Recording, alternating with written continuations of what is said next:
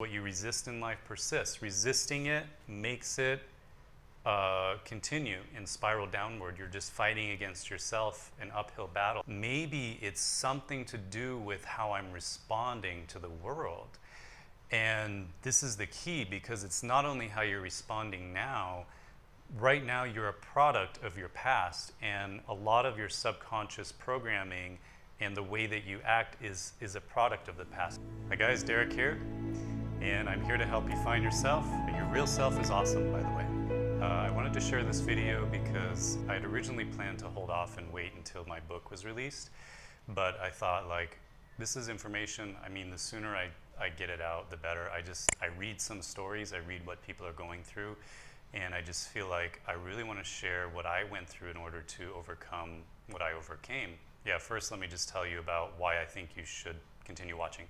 Because I used to be very socially anxious, and when I was growing up, I didn't even know there was a term for it. Like, I'm 38 right now. Graduated high school in 2003.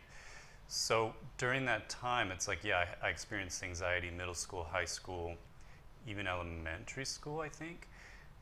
And there was no term for it. I didn't even know what was wrong, and it was hard to put it into a term. And I think that the society these days, the younger generation has a term for it. I don't know if that's for the better or for the worst, because some people seem to turn it into an identity, because we tend to like get a term and then we like inherit it as ourselves. So, okay, first let me just start with, do we think that it's a normal thing that everybody has and that it's fine? Well, there's a point where I was crossing the road and I was so in my head that I didn't even think to look to the right to see that there was a car coming, and they didn't screech on the brakes or anything, they didn't hit me, but I remember they stopped and they were like, hey, they said something like, why don't you look around when you're crossing the road, try a crosswalk, something like this. And I really think that anxiety, it's not, social anxiety, it's normal right now. It's not natural, it's normal, I think. It's not something that's functional, I think, in our life. So I got over it. I went from somebody who, I'll just give an example, like I was in a classroom one time when I was in the university, and they were taking roll, and then as it was coming to my name, I would always get nervous.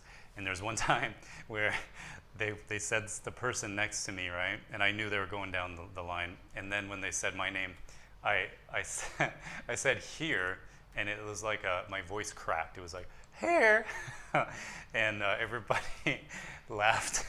So it kind of shows where I've come, how far I've come, I believe, because now I can give speeches to large groups. I love doing what I used to hate. I love doing that, and I've taught a lot of classes, and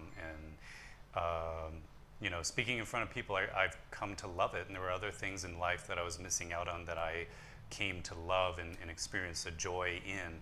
And that's the danger with identifying with as someone who is an introvert or socially anxious. I know I might get flack for that, but as we're children, like, we're all extroverts until something happens to us, and we can choose to keep the identity of an introvert, or we can actually find out what happened or try to heal to the point where we feel more social freedom.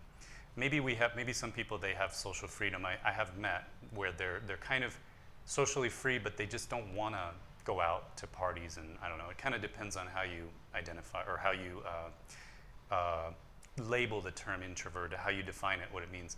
Not only did I overcome it, but I have lived in different countries, and I've lived in countries like Japan for 5 years. I've lived in Asia, basically, where it's the most different way of life than I could have imagined from America. It's probably the most culture shock moments that I've experienced living there.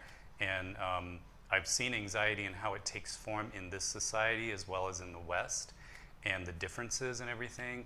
And what I found, it's like we're all human. It gets down to core desires for love, core desires to be accepted and for significance and power, but it manifests in different ways.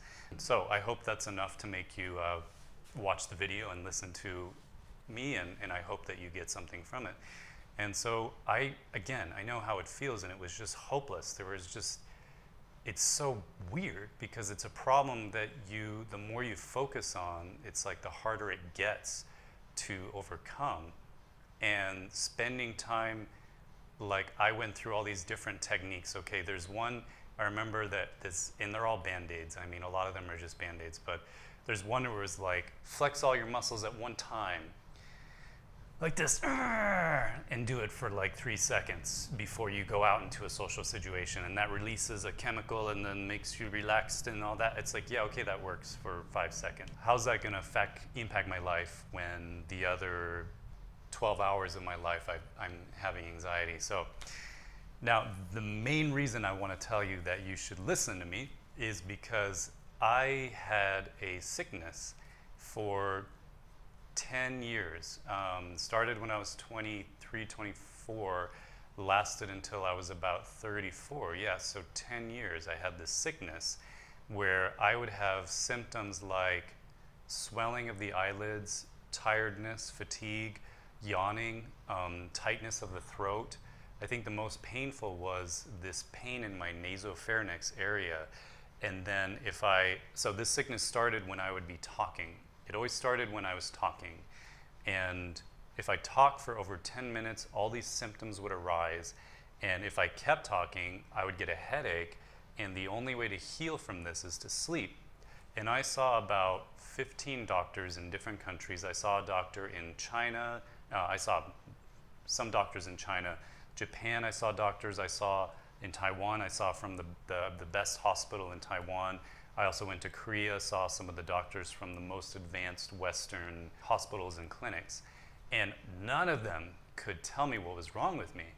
And I spent around 10 years doing that, researching about how to heal from this sickness, along with getting into my self-improvement journey, because I was having problems with a relationship that went bad. And then I started to do self-improvement stuff for like a decade. I started to talk to life coaches, read some of the best books.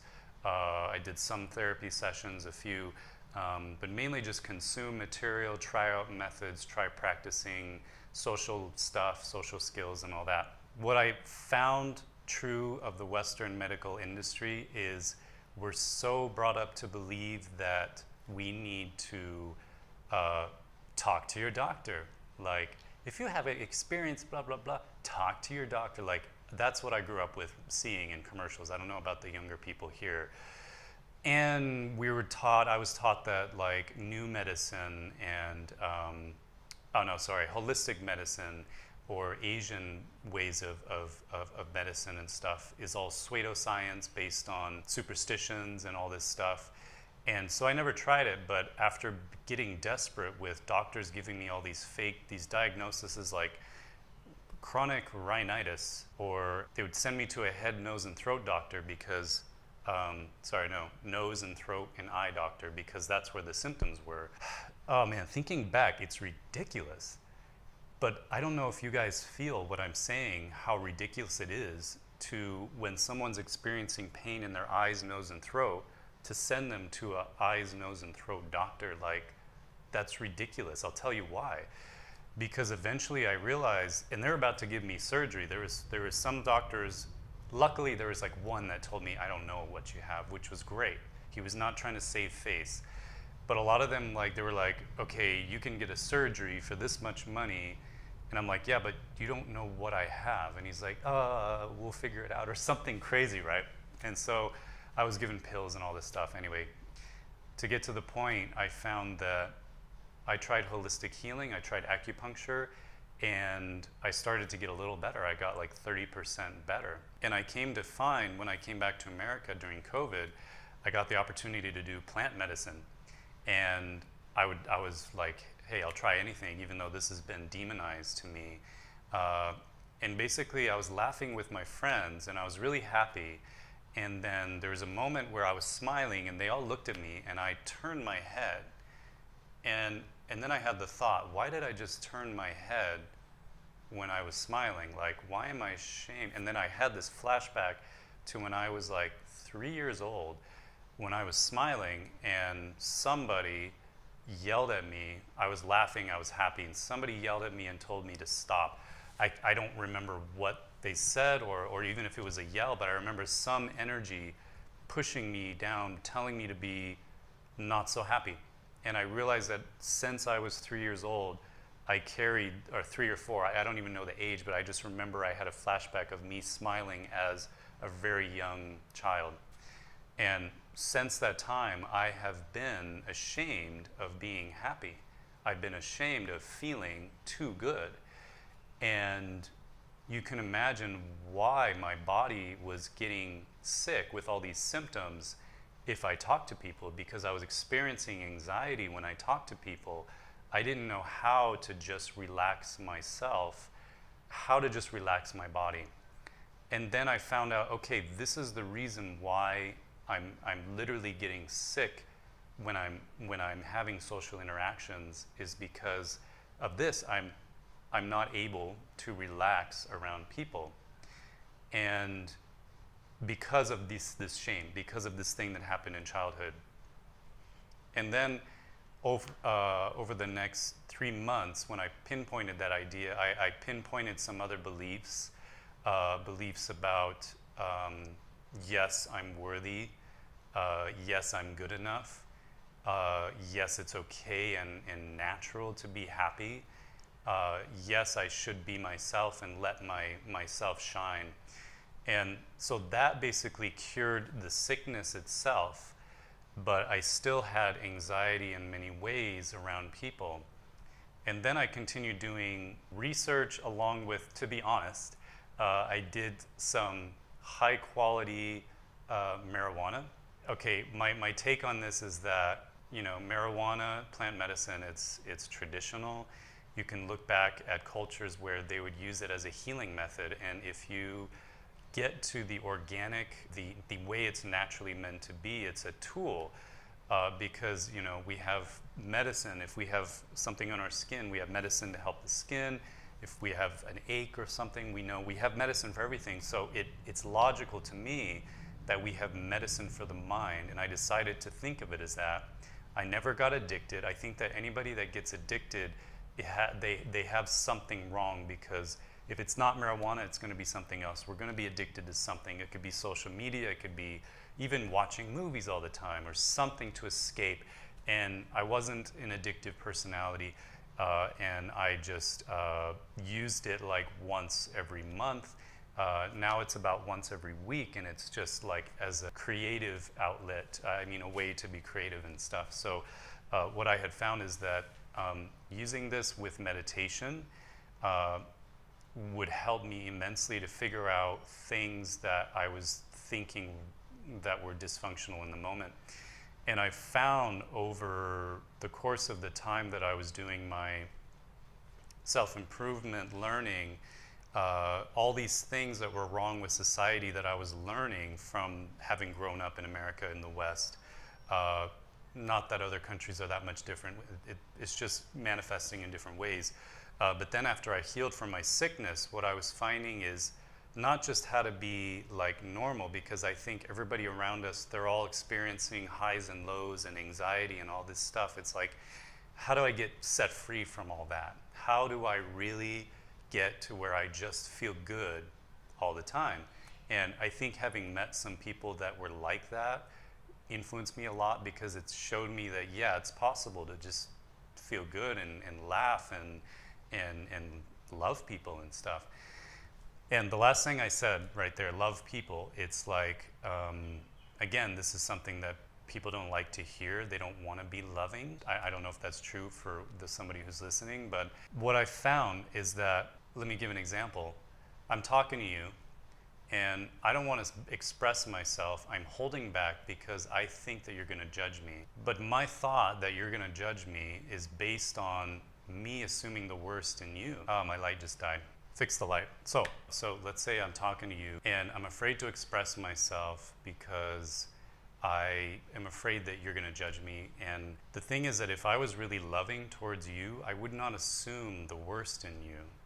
And we have so much power as people that if I assume the worst in you, you're going to pick up on that energy, because Our communication, like 90% of it is nonverbal. It's not about what I say, it's about how I say it, my eye contact, how much do I look at you in the eye, do I open up my core to you, do I hide myself from you, do I look at you like this or do I look at you like this? There's so many things. It's like my tone of voice. This is real communication. Doesn't matter, like words matter so little in reality, and it's all about the feeling that you get from someone. So when I'm afraid to express myself, it's because basically I'm not being loving enough towards you to assume the worst and to assume the best in you, that you will not judge me, and to just assume that you are a loving and normal person that wants to connect with me, and that's all. And okay, let me give you, there's so many examples that I found through just thinking of this stuff. Like another example, let's say I'm in a group, and by the way, people will bully all the time out of insecurity. We're living in a world like this right now. I mean, we always are, but let's say I'm talking to this person here and I'm giving them my full attention because of the love that I've learned to develop for people. I'm giving them my full attention, and then they do something that's insecure, that's kind of like a jab at me, and they kind of make me feel like, wow, they just did something like a bullying. But I know also that anytime someone does that, it's because they're insecure. They're not really attacking me, and 90%, 95% of the time, it's subconscious. They don't know that they're doing it, and they're actually doing it to themselves. They're attacking themselves. And let's say that happened, and then I go and I talk to somebody else. If I'm not really a loving person, if I'm really having conditions for love, I'm going to have that in my mind. What he just said and what just happened to him, with him, is going to be in my mind. But if I'm really like loving people equally, and I talk to this person, my attention is going to be really drawn to this person right now and to this conversation. So it's like there's so much freedom that we can get by becoming loving. And there's a book I read called not that one, Letting Go. It's a very famous book, and it measures the frequency or vibrational state that you can be in. And I think the bottom one is shame. Yeah, I think it's shame. And then the top one is love. They also have like pride and some others I forgot. But this is just a logically explained book about why love is so important. To be in this state is the ultimate state that you can be in. Loving people, okay, let's just all agree. Love is the most powerful thing. It's like we see it time and time again. Movies go into this where there's a bad guy and a good guy, and the only way the good guy wins is through the power of love. And it's like, sure, it's cliche, but it's true. The bicycle that's broken, don't fix it. What is that idiom? I don't know. Don't fix it if it's not broken. So, bicycle, what? It's like, it all comes back to love. When you want to talk to people, you want to enjoy with them, it's like, okay, I want to give you many examples. Let's say you look at somebody. The way we look at someone is the way that they're going to be in our mind. So if we look at someone based on societal judgments that we learned from advertising, media, social media, stuff that we learned that also got transmitted into our school life, like when we were in middle school, we have like standards about what makes someone cool, what makes someone attractive. I mean, I think the answer is like everybody's beautiful to somebody, and we don't have a true definition of beauty, right?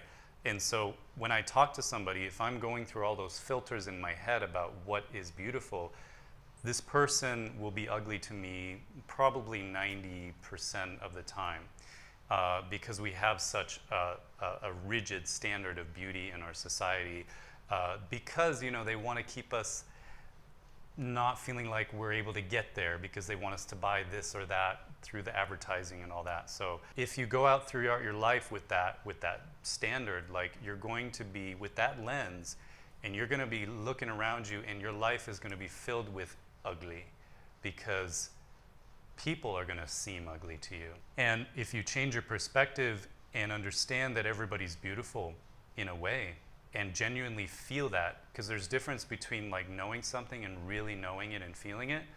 And when you look at someone and you just allow yourself to feel that they're beautiful. Like, allow yourself to look in their eye, allow yourself to see their charm, allow yourself to hear their voice and love their voice, to see their good points that they talk about or that they do or the way they move, and just see their uniqueness and be like grateful that we're all different in a way, and it makes life interesting.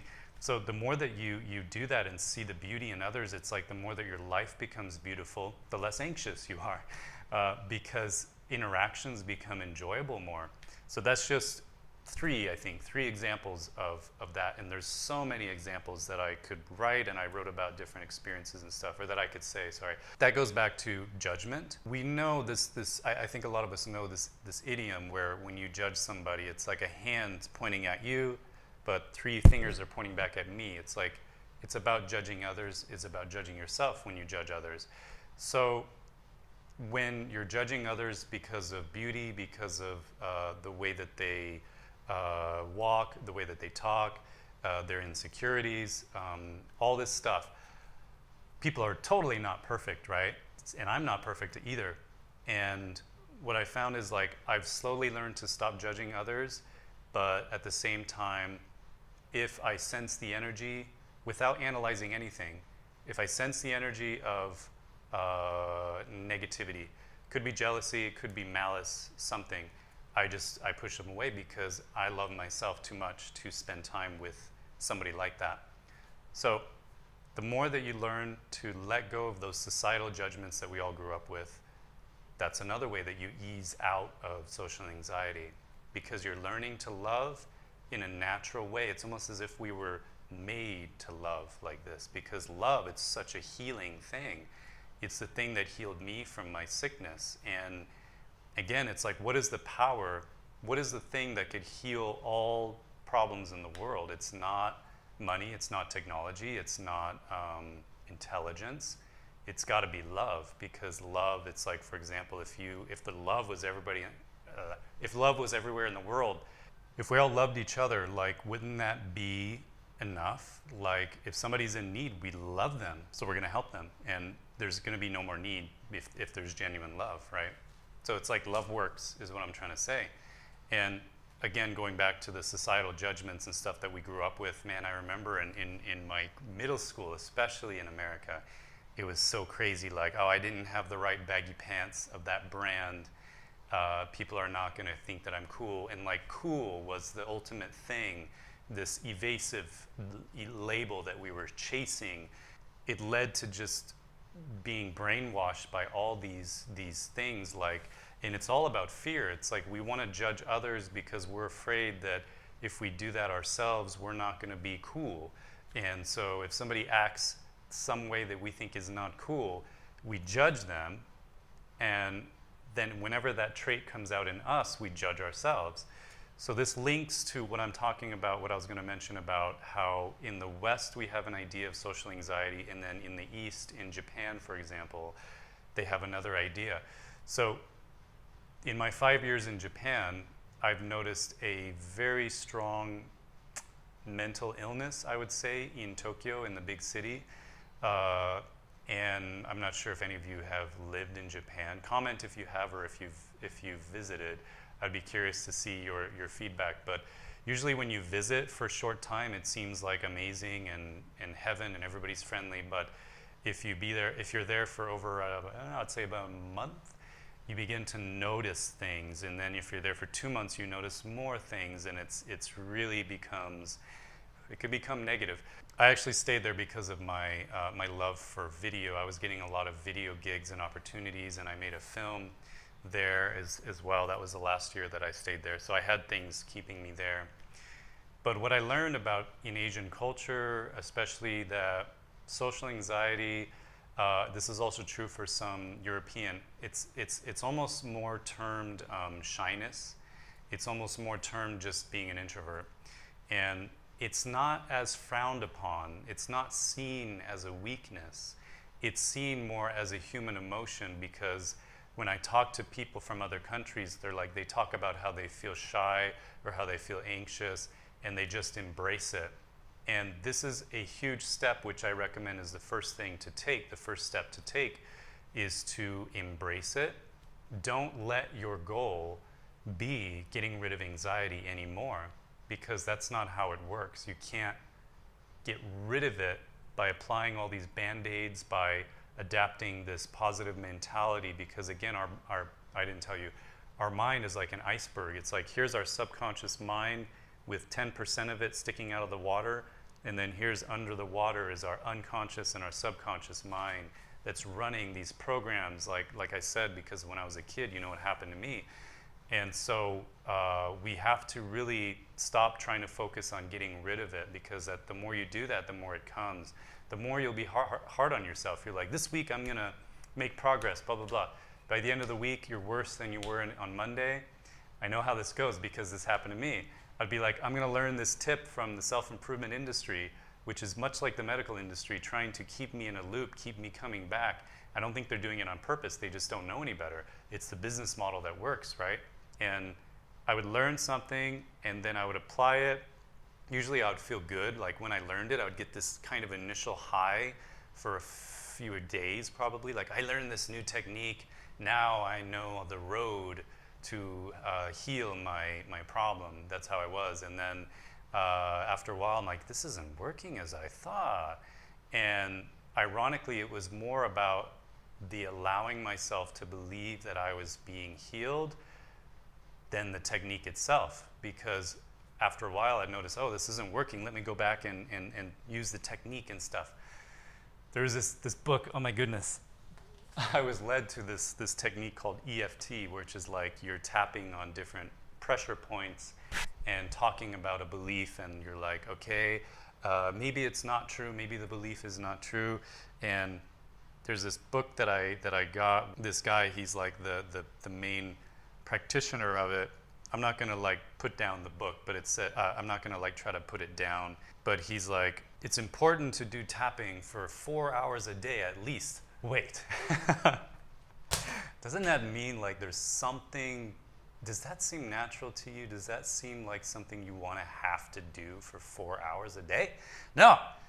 So I learned that it's a symptom of something, and now I appreciate anxiety. I used to hate it, but now I love it. I love it because it's telling me that, hey, you should be enjoying this moment. There's something that's causing you to not enjoy this moment. Why don't you try to like do something about it? So it's like, what can you do about it then?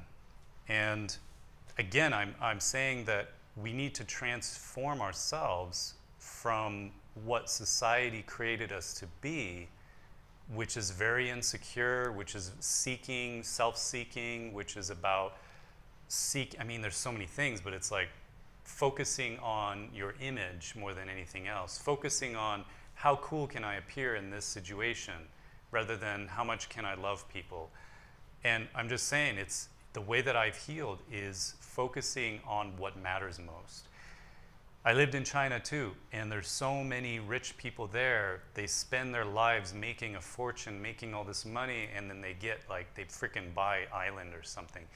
And then in the end, we find a pattern where like after they're like 50 or something, they become wiser, and they just, you see them and you wouldn't guess that they have money because they dress like a normal person. They don't wear all that gold jewelry as I often see them.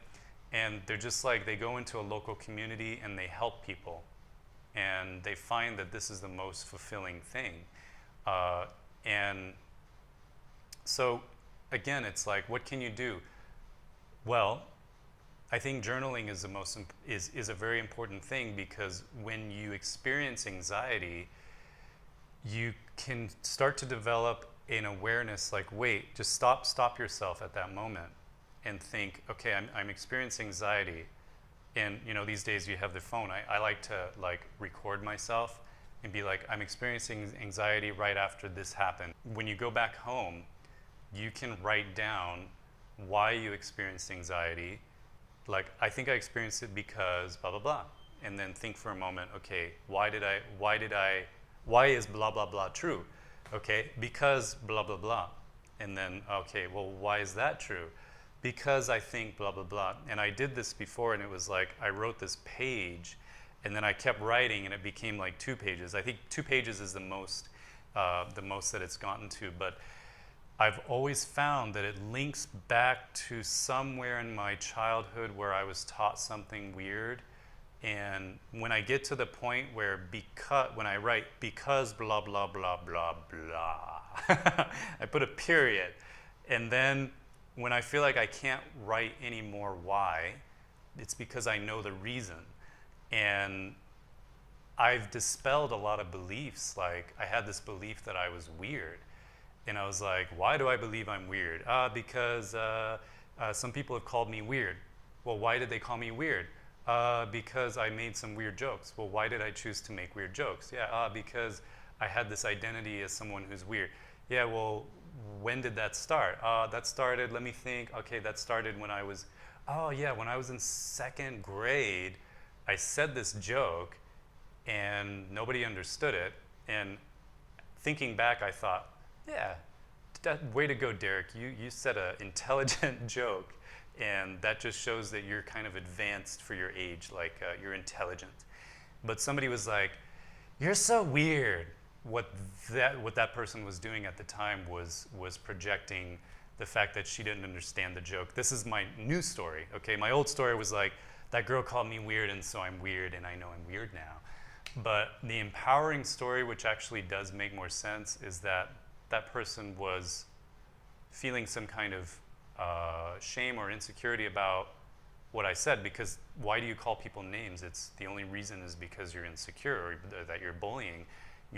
Everything negative that we say about people, it's kind of a reflection of our own fears and insecurities. And that girl was probably afraid of being weird herself.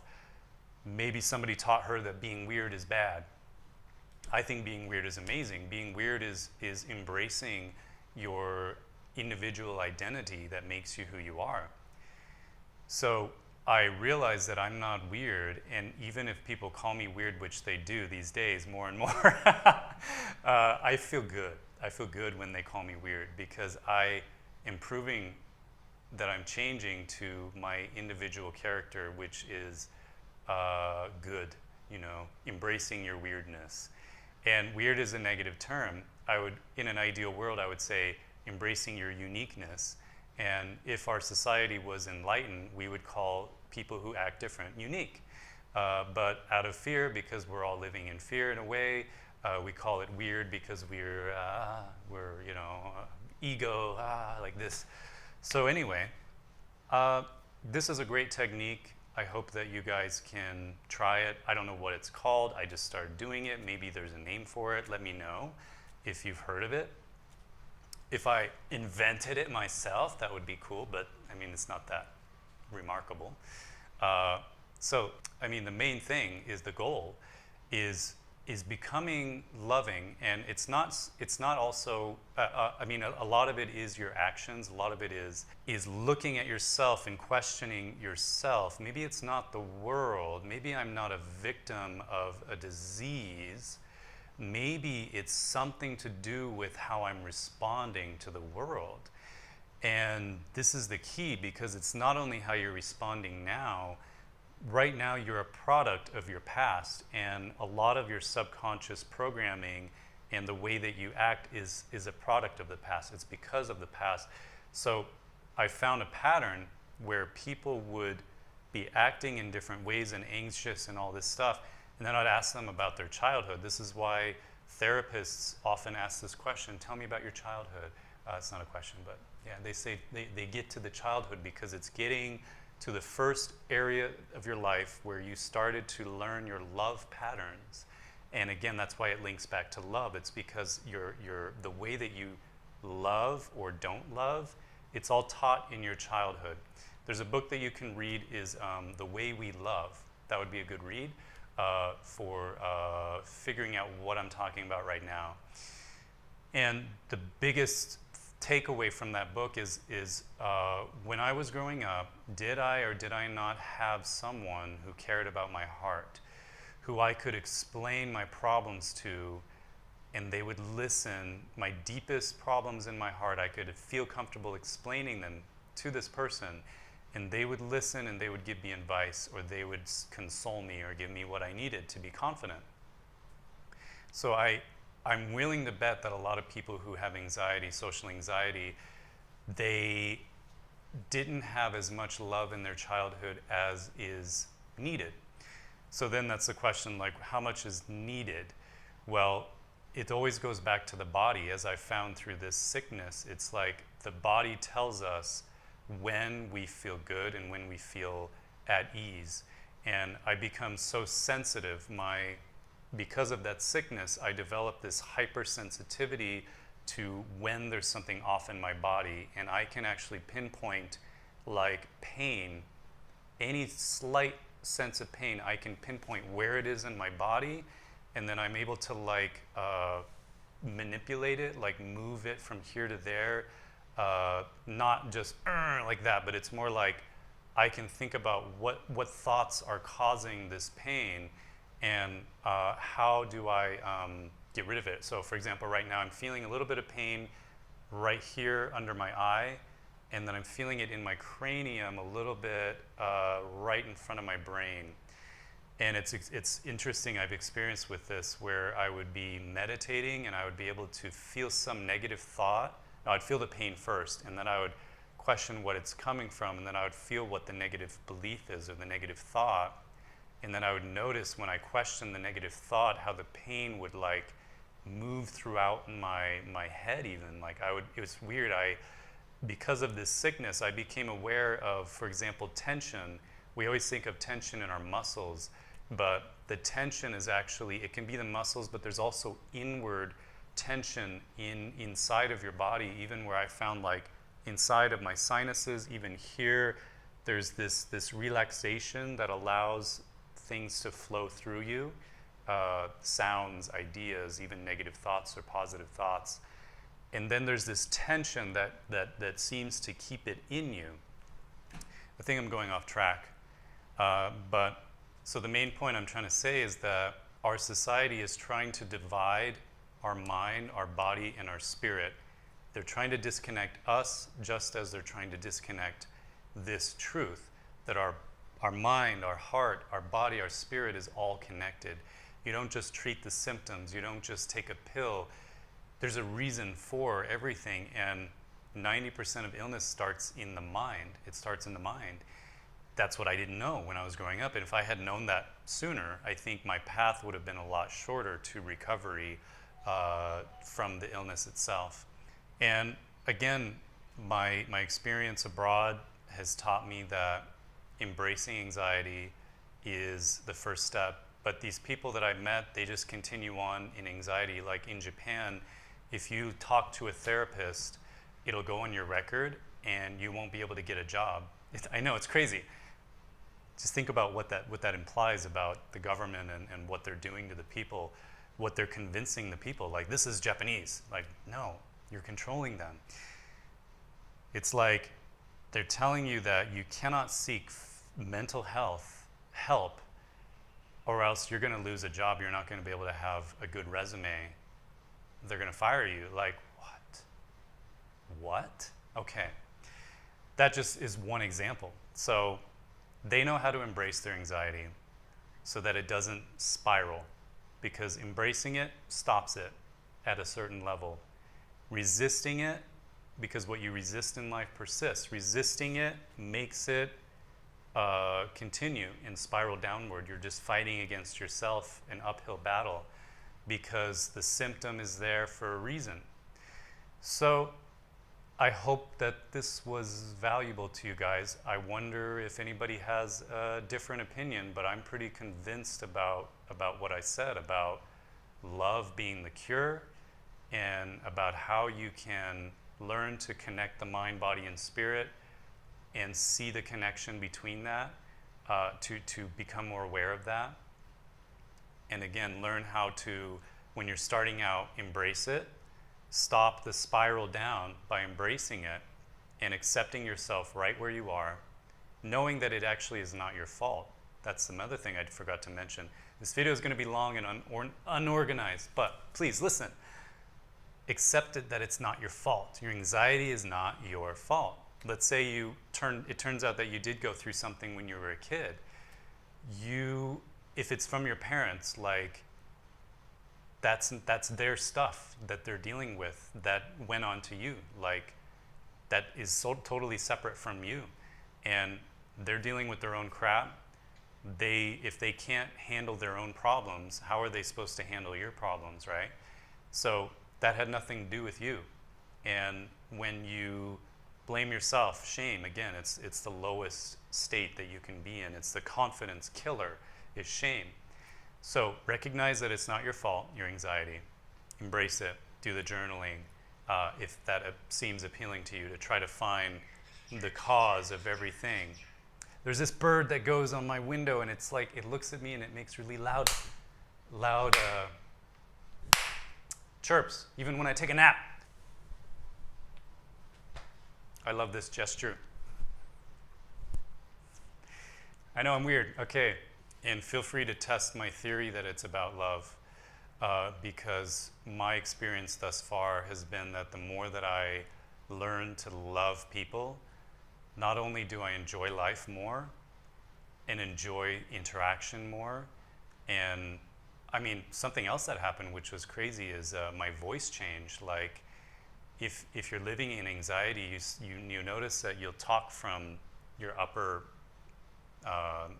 area, and you can test this by when you close your nose, like say something and then close your nose and see how much different it sounds. If there's a big difference between when you talk with your nose closed and when you don't, that means that something is causing you to not speak from your core.